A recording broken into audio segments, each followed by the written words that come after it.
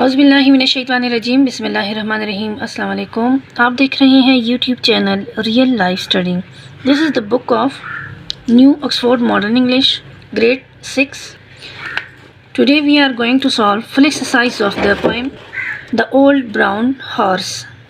Exercise contain many parts. First of all है understanding the poem. इसके तमाम तर क्वेश्चन मैं सॉल्व कर चुकी हूँ और इसी में नोट बना चुकी हूँ, आपसे भी शेयर करूँगी।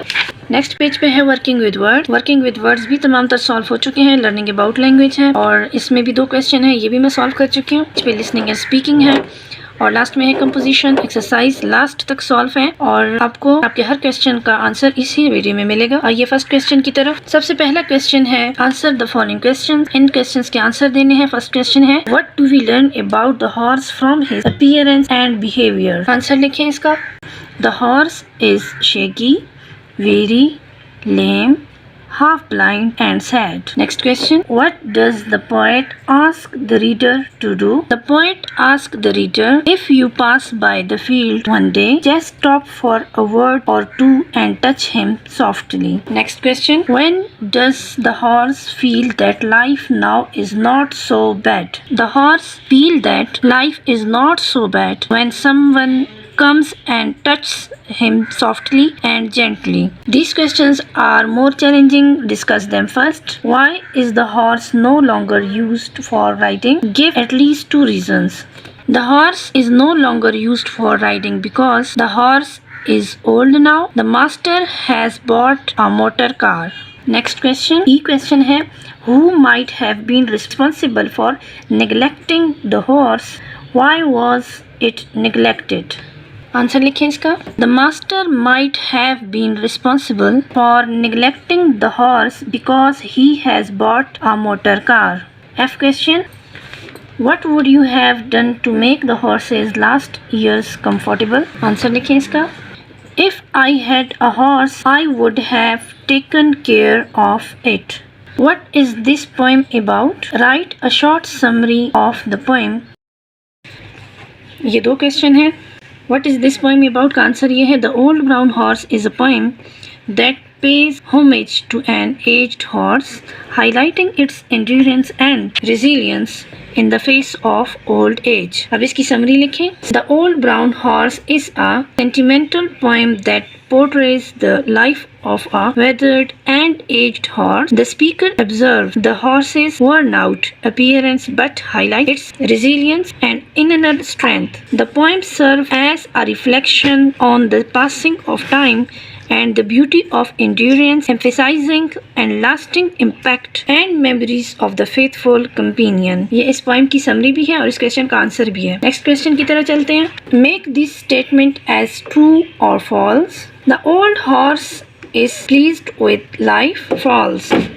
B है the old horse likes having visitor. True. People who drive past are interested in the horse. False. The horse does not like being touched. ये भी false है। नेक्स्ट क्वेश्चन है answer the following question with reference to context. हमें ये एक sentence दिया गया है, इसी के अबाउट नीचे 3 क्वेश्चन है जो राइट है, आपने इनको टिक मार्क करना है। पहले ये पढ़ लेते हैं।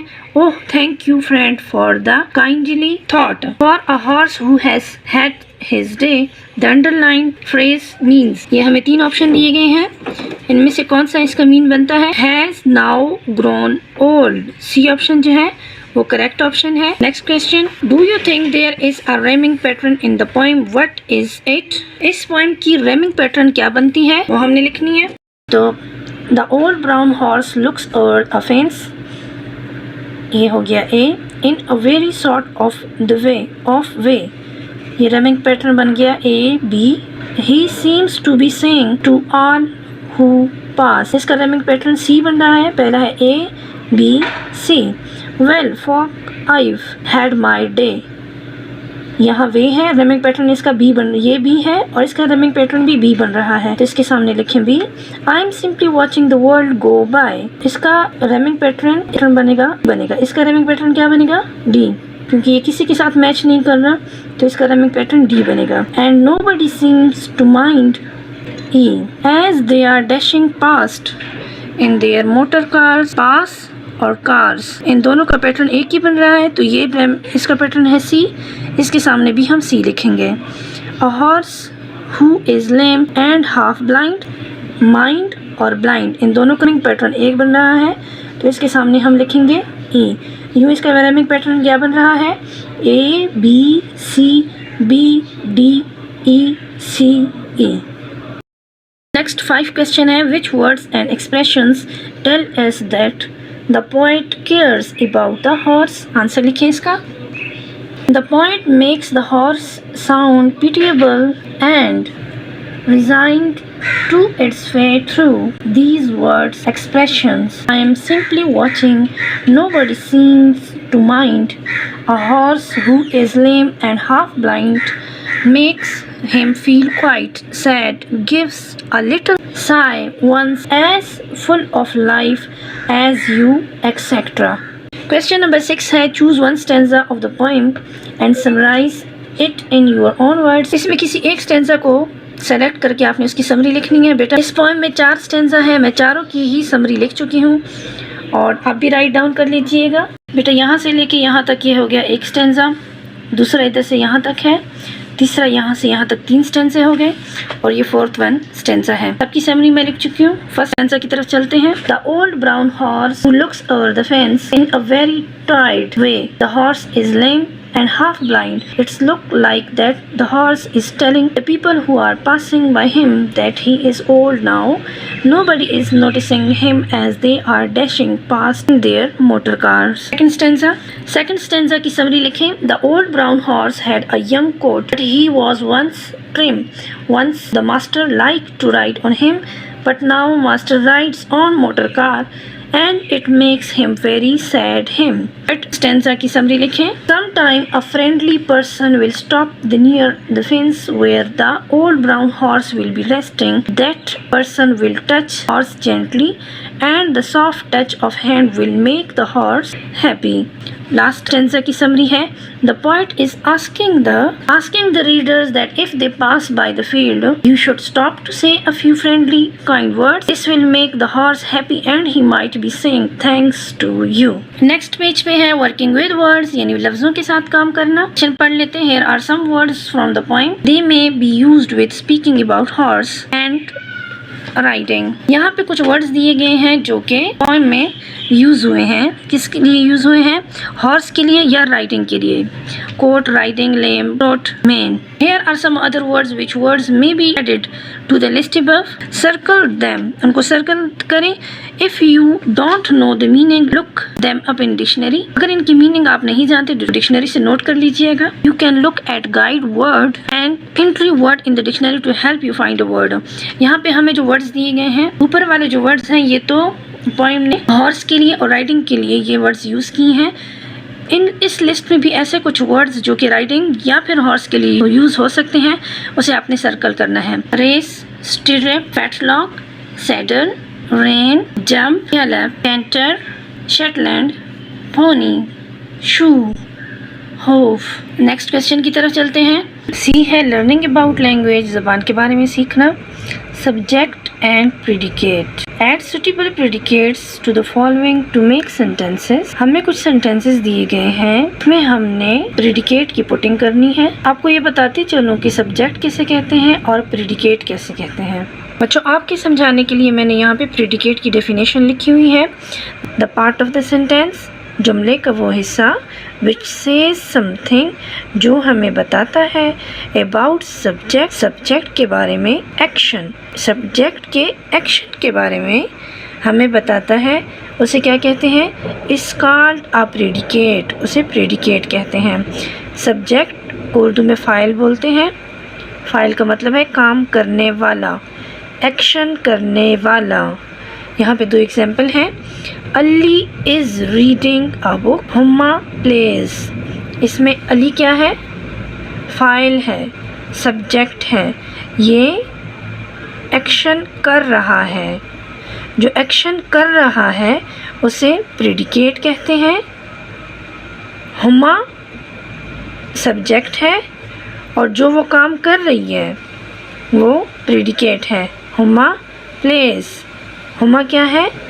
सब्जेक्ट, फ़ाइल है, एक्शन करने वाला है और जो एक्शन वो कर रही है उसे क्या कहते हैं? प्रेडिकेट। आप यूँ समझ लें कि फ़ाइल को छोड़ के बाकी सेंटेंस को प्रेडिकेट कहा जाता है। अब आइए बुक की तरफ। वी सब्जेक्ट है। went to the mall. That man who is president is very shy. या आप यहाँ ये भी लिख सकते हैं deliver speech. An engine और भी कह सकते हैं। यहाँ मैंने लिखा हुआ है started. An engine started. The woman with the glasses read a book. A dog without a tail dash was very innocent. Next question की तरफ आ जाए। Underline only the main noun or nouns are the main verb in the following. यहाँ हमने बताना है कि noun कौन सा है और verb कौन सा है। Noun किसे कहते हैं? उर्दू में noun को कहते हैं इसम। किसी भी चीज़ जगह के नाम को noun कहते हैं। The boy walked along briskly. Boy noun है, walked verb है। Boy के ऊपर मैंने n लिखा हुआ है, इट्स मीन्स कि ये नाउन है। walked के ऊपर मैंने v लिखा हुआ है, इट्स मीन्स ये वर्ब है। His dog followed closely behind. Dog क्या है? नाउन है। followed वर्ब है। नेक्स्ट सेंटेंस में the long electric train crashed into the back of a goods train. इसमें नाउन क्या है? ट्रेन है। crashed वर्ब है। Saima and Alina are playing in the garden. इसमें साइमा और अलीना ये दोनों ही नाउन है और वर्ब क्या है? playing. Next we heard them crying. यहाँ पे we जो है वो नाउन तो नहीं है लेकिन प्रोनाउन है। सब्जेक्ट क्या है यहाँ पे? नाउन नहीं है, प्रोनाउन है। लेकिन प्रोनाउन अगर नाउन की जगह यूज़ हो जाए तो वो सब्जेक्ट कहलाता है। वी नाउन की जगह यूज़ कर सकते हैं, इसलिए वी के ऊपर हम लिखेंगे ये नाउन है और हेड वर्ब है। The elephant has large ears. Elephant noun है, हैज़ वर्ब है। Parvez and Shahid live in Multan. इसमें दो नाम हैं, बल्कि तीन नाम हैं। परवेज़, शाहिद और मुल्तान ये तीनों ही नाउन हैं। ये तीनों क्या है? तीनों ही नाउन हैं। लिव इसमें क्या है? वर्ब है। उम्मीद है आपको समझ आ चुकी होगी। नेक्स्ट पेज की तरफ चलते हैं। डी है लिसनिंग एंड स्पीकिंग, सुनना और बोलना। वोवल साउंड्स है यहाँ पे, ये आपने खुद पढ़ लेना है। नेक्स्ट क्वेश्चन ई है कंपोजिशन। इस क्वेश्चन की तरफ बढ़ने से पहले अगर अभी तक आपने मेरा चैनल सब्सक्राइब नहीं किया तो चैनल को सब्सक्राइब करें, वीडियो को लाइक करें और शेयर भी करें। बेल आइकॉन के बटन को प्रेस करना ना भूलिएगा। क्वेश्चन की तरफ बढ़ते हैं। कंपोजिशन में ये एक एक्टिविटी है। हमने कॉलम और रो बनाने हैं जिसमें हमने इन वर्ड्स की पुटिंग करनी है और उसके सामने हमने कलर, साउंड और मूवमेंट लिखना है। मैं ऑलरेडी ही इसके नोट बना चुकी हूँ, आइए आपसे शेयर करूँगी, आप भी नोट कर लीजिएगा। बेटा ये कॉलम है, मैंने नंबरिंग आपके समझाने के लिए सिर्फ दी हुई है। कॉलम 1, कॉलम 2, कॉलम 3 और कॉलम 4। और ये है रो 1, रो 2, रो 3, रो 4 और रो 5। ये जो वो वर्ड्स हैं जो हमें बुक में दिए गए हैं। इसके सामने हमने यहाँ लिखना है कलर, यहाँ पे यह साउंड लिखना है और यहाँ उसकी मूवमेंट लिखनी है। फर्स्ट वर्ड है द सी, कलर उसका blue, crush, roar, calm wave, rain, silver, grey, pitter pattering, wind, thunder, fresh. A river, grey, blue, roar, lapping, wind, howling, roaring, cannon. A storm, dark, grey, black, thunder, crack, crash, wind, howling, cloud, scudding. A hot sunny day, clear, bright, golden, buzz, breeze, laughter, breeze, very little mind. Next question की तरफ चलते हैं। बेटा ये इसका last question है। Complete the activity above first, then when you have filled in all word you can think of one subject and use the words to write a poem. After completing the activity above, choose one subject and write a poem. Use word from the table to compose your poem. बेटा इस activity में आपने क्या करना है, ये जो हमें कुछ वर्ड्स दिए गए हैं, जब ये कॉलम और रो का जो पैटर्न जो इन्होंने दिया हुआ है ये मुकम्मल कर लेने के बाद आपने इन्हीं से कोई एक वर्ड उठा के फिर एक पोएम बनानी है। चूज़ वन सब्जेक्ट, कोई एक सब्जेक्ट को चूज़ करके राइट अ पोएम लिखनी है। Use word from the table to compose your poem. आपने खुद से भी कोशिश करनी है कि एक इंग्लिश की इस तरह की कोई पोएम लिख लें। मैंने सब्जेक्ट सी वर्ड उठा के पोएम लिखी है। In a world of colors and sounds where movement dances all around, the sea, a serene and timeless sight, invites me to explore its depth of light. Its waves, like brush strokes of blue and turquoise, paint a picture of tranquility and poise. Seagull so high with graceful glide, as tides ebb and flow with a rhythmic stride.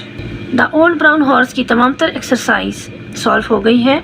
इंशाल्लाह next video में हम number 3 a polar explorer की full exercise solve करेंगे।